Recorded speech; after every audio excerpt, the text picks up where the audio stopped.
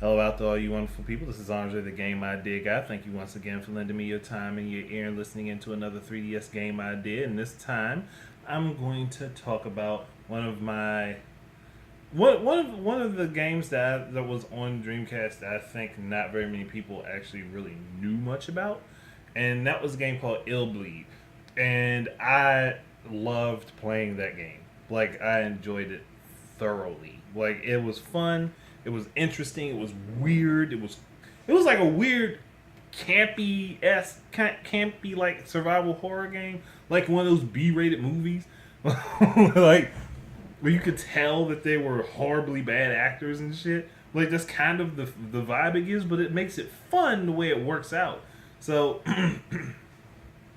and it's not like this is a game that has like a series off of it, or at least I haven't seen it have a series. I mean, I haven't heard news or seen word that there's like a sequel to it. I remember there being plans for a sequel at one point, but I don't think there was ever actually anything that came of it. So, me being a person I am, and again, Dreamcast didn't sell very many units. Not a whole lot.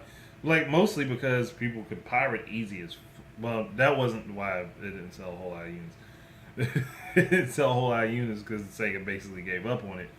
And they gave up on it realizing they weren't making any money off fucking software. Um, or at least Sega of America gave up on it. Because Sega of Japan kind of pushed it until 2007. But, and I've said that before somewhere else. Um, this is one of those games I don't think a whole lot of people got to play or even knew about. This, I ended up playing it because my brother had a friend who had it, and they let us borrow the motherfucking game. And I've always wanted to go back and get it again and play it. And it's again, I beat the game, but I didn't really fully beat the game because at the time I didn't realize that the second game when you go back through it, that gives you the true ending of the game. I just thought, well, fuck it, I beat it, happy ending, game's over, and I just moved the fuck on to something else. So I want to kind of go back and play it again. I know how it ends. I know the real ending of the game, but I would love to just like play through it over again and just like re-experience the game because it's been like shit. It's been a minute. I think when I beat that game, I was 14. I don't even know. It's been a while though. It has been a while. So the basic premise is that there's this girl. I can't remember the characters' names, but I remember the girl was like she's basically fearless. Like her dad was apparently like this. I think he worked in making horror movies or horror attractions or something like that, and she became numb to it. Like she couldn't be scared by anything, or it took a lot to like it really took a lot to scare her. Like you could catch her off guard, but you couldn't really put fear in her heart because she wasn't afraid of shit. Um, and like she's a high school student. Her and her friends got invited to like this horror kind of amusement park, which in the long run it was something made by her dad. Um, Long story short, people get kidnapped, like, and you have to go rescue them.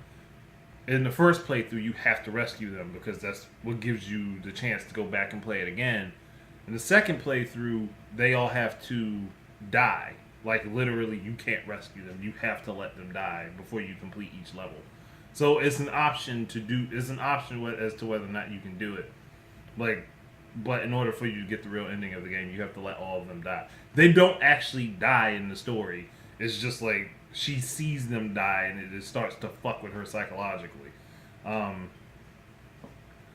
but it's one of those things where I was like, if I could play this, like 3DS is perfect for it.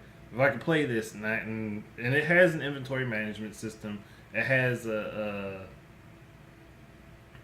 it's supposed to be like a thing to monitor your character's fear level.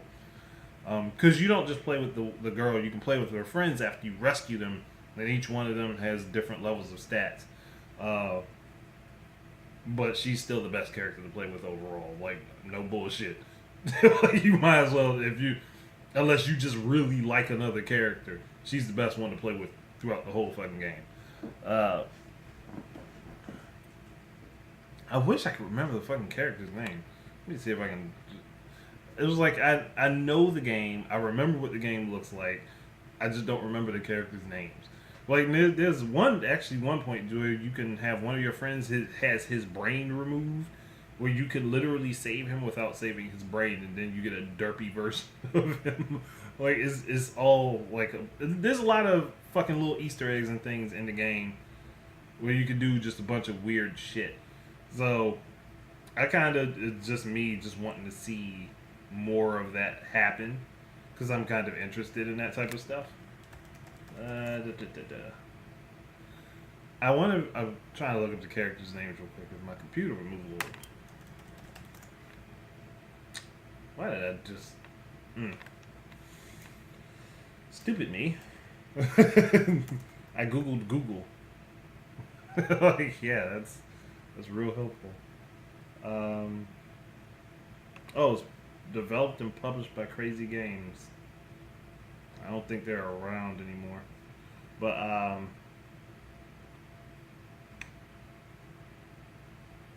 what's the damn character's name? Iriko? That's her name, Iriko. Like yeah, that like there's a lot of fun shit that you can do. Like you don't have to rush through any of the levels either. Like you can take your time with them for the most part, unless there's a specific situation. I think there's only like one or two of them in the game where you kind of have to run through it to get to where you need to be in order to save a particular character.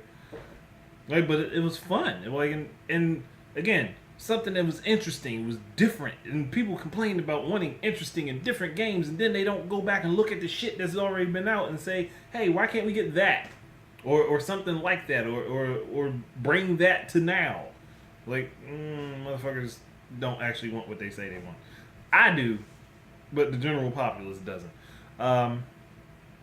Just take a moment and do a YouTube search on Illbleed. It's one word, Illbleed for the Dreamcast, and you'll understand exactly why I'm interested in having it like ported over to like the 3DS or anything else for that fact of the matter. But I was just thinking 3DS is a little bit more convenient because it would be cheaper to do. And for it to be cheaper to do to whoever owns the licensing to the game, again, they make money off of it even if it doesn't sell very well. So if it only sold to like 100,000, 200,000 people, I don't think it will cost them a whole lot to do it. And it's, again, 3DS, so they don't have to fuck with the graphics too much. You just basically keep the same look, put the inventory down the bottom screen, put the pulse monitor on the bottom screen, your health down on the bottom screen. All of that shit could literally be on the bottom screen. You have the top screen be clear of any HUD. That's all they gotta do. Because the game, other than that, the game's fine, unless they wanted to make the camera work on for the new 3DS at least, or a 3DS with a Circle Pad Pro for it to work on the C nub or the extra Circle Pad. But that's about it. That's it. Thank you guys very much for listening. Keep your eyes ears out for more stuff from me, and until the next time, enjoy your games and peace out.